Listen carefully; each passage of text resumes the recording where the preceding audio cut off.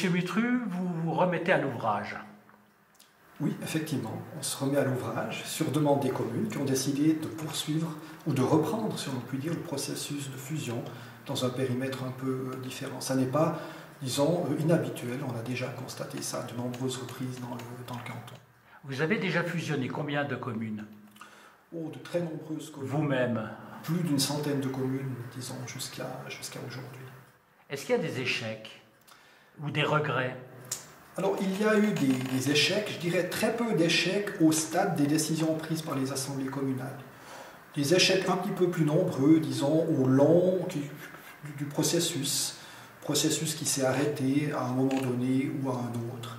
Quant au regret, je dirais que si l'on interroge les syndics des communes qui ont fusionné ces dernières années, on constate qu'il n'y a aucun regret. Au contraire, on peut même affirmer que 100%, donc la totalité des syndics des communes qui ont fusionné ces dernières années sont satisfaits.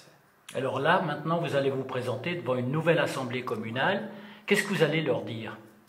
Alors disons tout d'abord, ce qu'on peut dire, c'est que depuis ces dernières années, la réflexion a été reprise au niveau de l'État cantonal, au niveau du Grand Conseil, que le débat a eu lieu à nouveau, et que finalement le processus d'encouragement aux fusions de communes, qui va démarrer à nouveau l'année prochaine, a pour volonté, disons, de permettre aux communes de conserver une place dans le paysage institutionnel, disons, pour ces 20 prochaines années. Ce qu'il faut savoir, c'est que finalement, les communes, comme l'État cantonal, comme la Confédération, vont devoir s'adapter aux nouveaux défis qui les attendent, vont devoir s'adapter aux nouvelles exigences, aux nouvelles contraintes. Tout devient plus complexe, on s'en rend compte. Dans le domaine, par exemple, de l'aménagement du territoire, les procédures et les exigences aussi deviennent plus difficiles, plus compliquées. Le canton de Fribourg est aussi un canton avec une forte population jeune, et ce sont des défis qui attendent aussi les communes dans les années qui viennent, à savoir répondre, disons, à cette jeunesse. Cette jeunesse, justement, elle en a conscience? Est-ce qu'elle est informée? Alors disons, la jeunesse, peut-être qu'à ce stade-là, ne l'est effectivement pas. La jeunesse attend justement de la part des collectivités publiques que ces prestations leur soient offertes. Il va falloir mettre en place, disons, ces moyens, les moyens nécessaires pour répondre à ces nouvelles obligations. Le 5 mai 2010, les 4 communes concernées se sont exprimées. 2 communes, Pont-Salvance et Crézu, ont refusé le projet. Charmey et Cerniat, en revanche, l'ont clairement accepté. Plus tard, ces 2 communes organisent un sondage. Confirmation du résultat, sont pour la fusion 74% des Charmaisans et 69% des gens de Cerniat. Il est dit qu'une fois que vous avez publié la convention de fusion, alors on y reviendra parce qu'il faut que vous compreniez bien ce que ça signifie, publier la convention de fusion, vous avez un délai de 90 jours pour organiser la votation populaire. Ça n'est plus une décision des assemblées communales, c'est bien une votation populaire. Ça, c'est le grand changement. Vous avez 90 jours, et dans cet intervalle, alors je vous lis peut-être exactement ce que dit la loi. Elle dit: la convention de fusion est publiée par les conseils communaux des communes concernées dans l'affaire officielle dans le délai de 30 jours dès la signature de la convention. Ça veut dire que vous, les conseillers communaux, vous devez signer la convention de fusion. Donc, en signant la convention, disons, vous marquez votre intention d'aller jusqu'au bout du processus et de présenter ce que vous avez mis, disons, sous forme écrite, de le présenter à vos citoyens.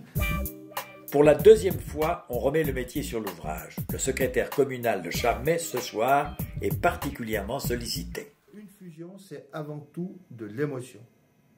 C'est avant tout de l'émotion. Comment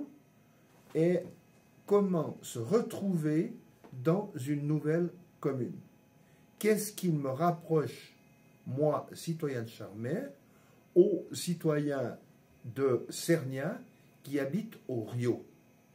Vous pensez que ça, c'est la priorité? C'est la priorité, absolument. Avoir le sentiment de former une unité. Ça, c'est très important. C'est clair, le non-fusion, déjà, c'est clair que c'est comment réunir les 2 villages. Oui. Une bonne entité, là, qui est... Ouais. Mais fusionner, c'est aussi comment laisser quelque chose ou 10 villages, ou soit Charmé, soit Sernia. Qu'est-ce que vous entendez par laisser quelque chose? Un nom qui reste. Ici, il y a le Jovre. Ouais. Alors ici, c'est la vallée du Jovre, c'est pas la vallée de la Jaune. Alors ça vous dérange, Ça me dérange, oui. Alors moi, je suis dans un sens pour, si c'est pour rassembler des forces, mais il ne faut pas non plus enlever la vie dans tous les villages. C'est-à-dire que Charmé prenne tout, et puis que par exemple Sernia ou Crézu n'ait plus d'école ou ainsi de suite, parce qu'on perd tout, quoi. C'est une très bonne chose pour les communes, pour l'ensemble de la vallée, mais à mon avis, on devrait réfléchir à une fusion de toute la vallée, c'est-à-dire toute la vallée de la Jogne. Ça veut dire en comptant aussi les deux autres C, donc Crézu, Schlesmont-Salvance et bien sûr la commune de Yaound. Ça, à mon avis, ce serait là, on aurait quelque chose d'intéressant. Est-ce que c'est intéressant finalement de fusionner? Nul ne sait, ni vous ni moi. Mais alors pourquoi on le fait?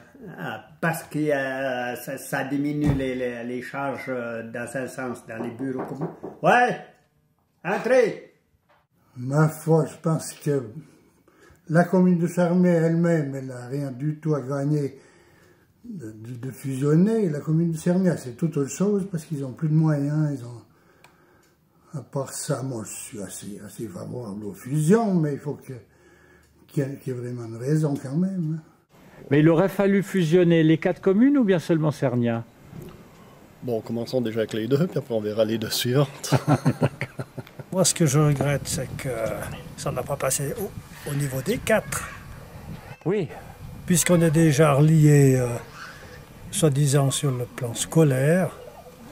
Qu'est-ce qu'il y a encore? La station d'épuration, il y a plusieurs endroits qui sont... Il y a déjà des choses qui fonctionnent en communauté, oui. Oui, c'est dommage que ça n'a pas passé comme ça. Et à votre avis, pourquoi? On ne sait pas, est-ce qu'il y a peut-être trop de riches à une place? Si vous croyez que c'est un problème d'argent? Peut-être. Pourquoi fusionner? Parce qu'actuellement, on travaille déjà main dans la main. On a de nombreuses conventions intercommunales.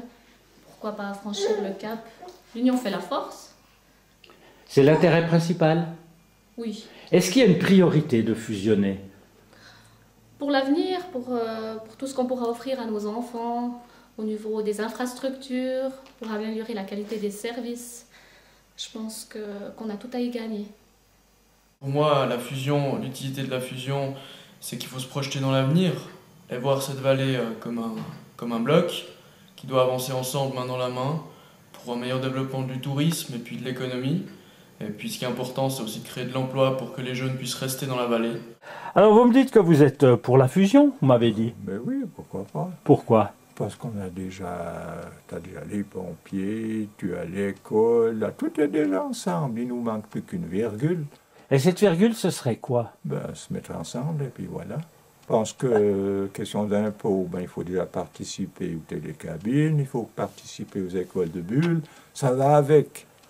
On ne peut plus rester en petite commune comme ça. En petite commune comme ça.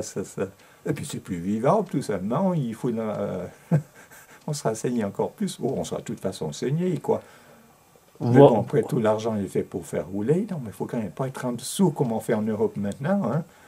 On va chercher chez qui quand plus personne n'a rien? On soigne avec quel docteur quand le docteur n'aura plus de place et plus d'argent et plus de travail à nulle part? Vous pensez que la fusion peut amener une activité plus grande à Sernia?